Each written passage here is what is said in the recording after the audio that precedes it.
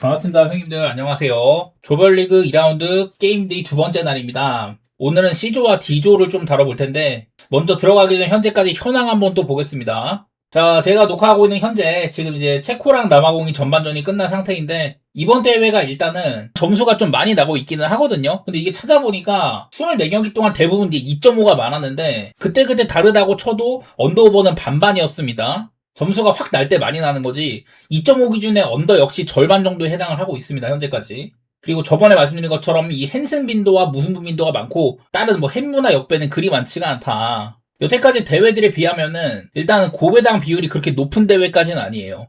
이거는 특히 이렇게 좀 헨승이 현재까지 많이 나온다는 거. 48개국으로 확대가 되면서 아무래도 전력차가 있다 보니 거기서 비롯되는 이런 큰 점수차의 승리가 종종 있는 것 같습니다. 자, 먼저 첫 경기는 미국 대 호주입니다. 자, 제가 저번 경기 미국을 좀 예측을 할 때 이 퓰리시치의 컨디션에 대해서 말씀을 드렸었어요. 야, 얘가 이제 2025년 밀란에서 딱 25년 해가 바뀌기 전까지는 정말 잘했다. 그러다가 2026년 들어서는 공격 포인트가 매우 부족하다. 득점이 아예 없었다고 했었고 밀란은 챔피언스리그 탈락 주범 중에 하나라고 했잖아요. 근데 막상 월드컵에서 첫 경기를 매우 잘해버렸죠. 굉장히 날카로운 면모를 많이 보여줬었고 아마 어시스트만 2개를 기록을 했습니다. 유벤투스에서 좋았던 맥케니는 역시나 이 포지션에서 공수 양면으로 활발하게 움직이는 특히 또 박스 섀도우 같은 거 좋았었고 뒤를 잘 받쳐준다든지 그리고 지금 우측에 데스트는 원래 이제 윙백이나 이렇게 좀 수비수였잖아요. 근데 이제 프리먼 역시 되게 좀 발이 빠른 선수여가지고 오른쪽 측면에 이렇게 발 빠른 애들을 많이 배치를 했습니다. 이런 것들로 파라과이의 공격 예봉을 좀 끊는 부분들이 있다든지 이런 것들도 인상적이었었어요. 그래서 지난번에 미국은 그냥 아주 파라과이를 개발라버렸는데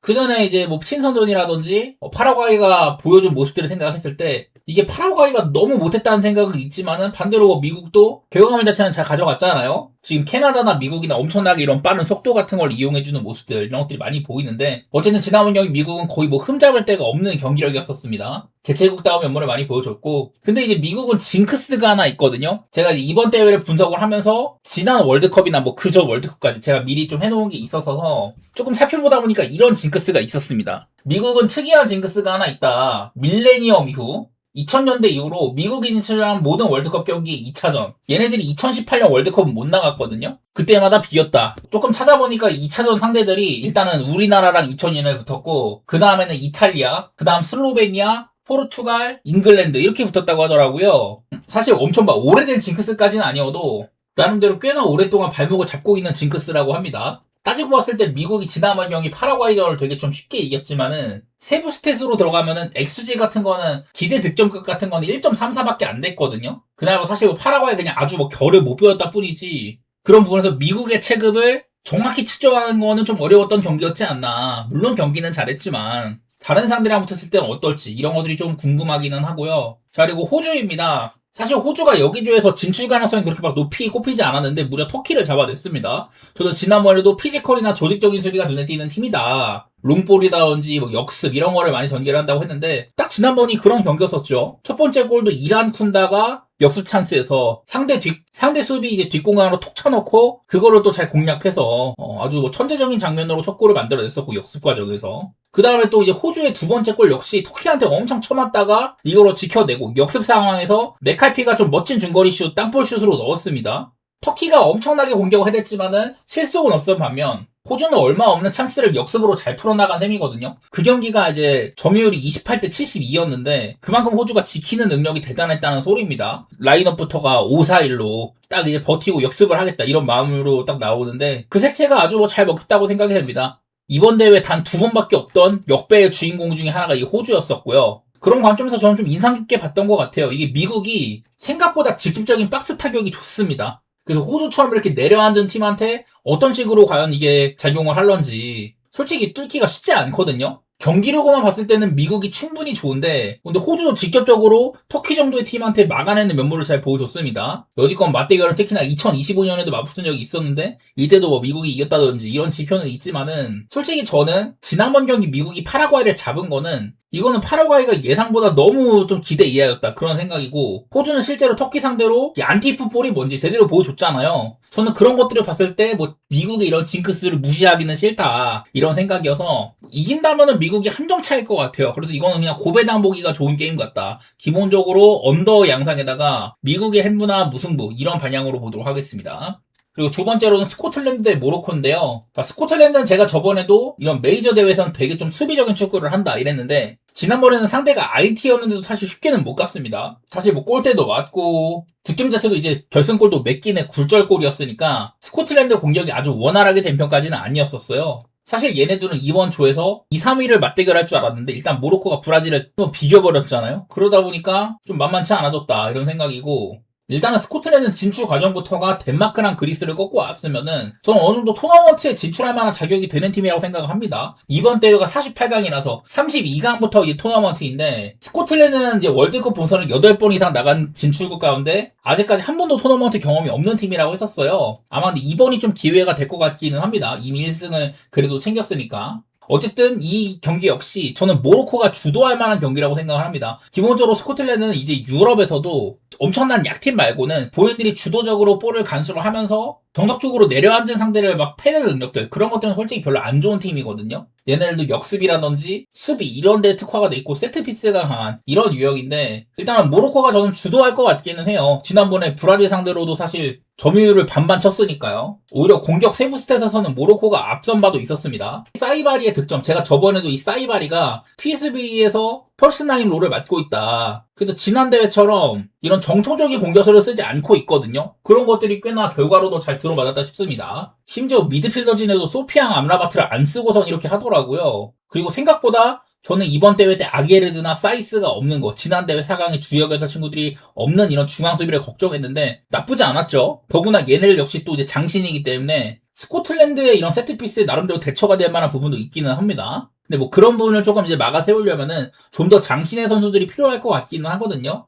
어쨌든 모로코 역시 이제 지난 대회 4강을 이끌었던 레그라기 감독이 아주 뭐 갑작스럽게 사임을 했는데, 일단은 브라질과의 경기는 저는 대등했다고 생각을 합니다. 충분히 좋은 경기였었고, 그런 관점에서 지난 대회 때 보여준 거나 여지껏 이 월드컵에서 보여준 거는 스코틀랜드는 많이 참여했지만 한 번도 토너먼트에서 뭐 보여준 게 없었는데, 모로코는 지난 대회 4강이었잖아요. 제가 여러 차례 아프리카 축구의 중심이 북아프리카로 옮겨갔다, 그 배경에는 이런 우월한 기술력이 바탕이 된다. 저는 모로코가 조금 더 주무를 만한 경기라고 생각을 하고, 저는 그냥 이 경기에서 아쉬운 거는 배당이에요, 배당. 제가 지금 녹화하고 있는 현재 아직까지 배템에 이게 올라오지 않았는데, 해외 배당으로 봤을 때 한 1.5에서 1.6 사이 정도 될 것 같거든요. 그 정도밖에 안 되는 게 좀 아쉽기는 합니다. 저는 뭐 모로코의 게임 플랜이 좀 더 마음에 들기는 해요. 주도적으로 할 거고. 그리고 스코틀랜드 이렇게 내려앉으면서도 지난 대회 때 막 개막 단계에서는 독일한테 5대1을 당한다든지 막 이런 경기도 나오다 보니까 좀 개인적으로 모로코의 플랜이 좀 더 마음에 들기는 하는데, 스코틀랜드의 또 세트피스 한 방이 어떻게 작용을 하는지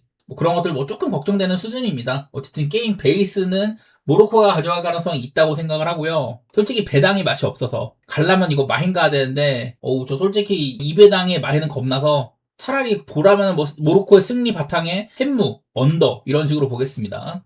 자, 그리고 브라질 대 IT입니다. 브라질은 우려대로 저번 경기 모로코한테 좀 안 좋은 경기를 했다고 생각을 합니다. 솔직히 게임 초반에는 모로코가 완전히 쥐고 있었고, 그러다가 브라질이 조금 이제 회복을 하는데 그 가운데 이제 첫 골이 터진 거거든요, 역습으로. 결국에 그래도 이제 비니시우스의 마법, 사이드를 탈탈 털면서 측면을 그냥 완전히 붕괴시키는 득점, 이런 것들도 나왔지만은, 사실 브라질이 이렇게 유럽에서 벌어지는 이런 대회보다 타대륙에서 벌어진 대회에 좀 강한 멤버가 있었거든요. 나는 그래서 슬슬 브라질도 여지껏 걸어온 길은 되게 별로야. 이번 대회 남미선에서도 안 좋았었고, 사실 뭐 센터백도 너무나도 뽑았다, 최전방이 마땅치 않다, 제가 여러 뭐 우려 섞인 얘기들을 많이 했지만, 솔직히 말해서 경기 내용은 모로코한테 그리 나쁘지 않았거든요. 지난 대회 4위 팀인데. 브라질이라는 이런 네임밸류 때문에 좀 가려서 그렇지 뭐 아주 나빴다고 생각하지는 않습니다. 더구나 오늘 그냥 상대인 IT가 사실상 1승 그냥 자판기거든요. 저번에 스코틀랜드는 꽤나 어렵게 이기긴 했지만은 내용상으로는 충분히 그냥 압도하는 경기였었고, 오늘 만나는 브라질과 이 IT는 그냥 원사이드한 게임이 될 가능성이 매우 높죠. 지금 여지껏 이제 맞대결 같은 거, 물론 뭐 옛날 전적이 엄청나게 많지만 9대1, 뭐 6대0, 7대1, 가장 최근에 만난 게 2016년이니까 엄청 오래됐습니다. 10년 전. 이거는 뭐 IT가 어쨌든 스코틀랜드한테 그래도 생각보다는 잘 비볐다. 뭐 제가 얘네들이 그냥 진출 자격 자체가 북중미 3국이 개최국 자격으로 합류를 하면서 그 TO를 채운 셈이다. 이런 식으로 북중미 진출국들을 좀 깎아내리곤 하는데, 막말로 깎아내려도 됩니다. 피파 랭킹이 83위예요. 뭐 이번 대회에서 카타르가 스위스랑 비기고 스페인이 카보베르데랑 비기고 뭐 이런 일들이 나오곤 합니다만은, 어지간해선 이렇게 추가적인 TO로 들어온 북중미 팀들, 뭐 파나마도 가나한테 간당간당하게 졌지만은 퀴라소를 비롯해서 아직까지는 저는 경쟁력 있는 모습이 아니라고 생각을 합니다. 특히나 이번 대회가 본인이 대표하는 나라에서 출생하지 않은, 그러니까 다른 나라에서 태어났는데 뭐 이쪽 나라의 국적 자격이 있어가지고 그 나라를 선택해서 이렇게 월드컵에 참여한 경우, 그런 선수들의 비율이 매우 높다고 하는데, 이게 뭐 IT라든지 이런 뭐 아프리카의 몇몇 팀들, 퀴라소, 여기 보이는 IT도 막 그 프랑스계가 엄청나게 많은 팀이거든요. 이런 것들이 많이 작용한 팀이라는 건데, 어쨌든 간에 뭐 프랑스 2부 리그 수준에 지나지 않는다. 거의 뭐 1부 리그 선수는 거의 없는 셈이고, 저는 뭐 그냥 그런 점에 주목을 했습니다. 솔직히 말해서 긴 분석이 필요 없는 경기예요. 브라질이 아무리 망가졌다고 할지라도 이 정도 팀한테는 학살력을 보일만 하다. 당연히 뭐 그런 생각이고, 아마 배당으로는 브라질이 한 2마일, 3마일부터 출발하지 않을까 싶은데요. 저는 이번 대회 때 그런 경기마다 막 전반마일 이런 거 가고 있거든요. 단순하게 여기 있는 뭐 맞대결 전적 같은 거만 봐도 이 친구들의 역사가 보인다. 제가 몇 번 IT가 그래도 여지껏 이 북중미 예선에서 보여준 거는 이런 특수성을 제외를 하더라도 2티어 정도는 된다. 온두라스, 과테말라고 자메이카, 얘네들보다 살짝 낮은 레벨? 그 정도는 되거든요. 파나마랑 조금 비슷하거나 밑에 있는? 그 정도는 되는 애들인데, 아무리 이것저것 올려쳐도 브라질한테 유의미한 결과를 가져갈 정도는 안 될 것 같다. 그게 결국 제 생각이고, 브라질도 잘 풀리는 경기에서 여전히 학살력은 살아있기는 합니다. 뭐 그런 것들 살려서 뭐 브라질의 뭐 2마인이나 잘 풀리면은 3마인도 가능할 것 같고, 아마 전반 1마인 같은 게 그래도 배당은 조금 나올 가능성이 있어요. 네, 전반 1마인도 저는 한번 보도록 하겠습니다. 기준점이 아마 4.5 정도면은 애매한데, 만약에 3.5라면은 그건 오바가 좀 더 편할 것 같기는 하고요.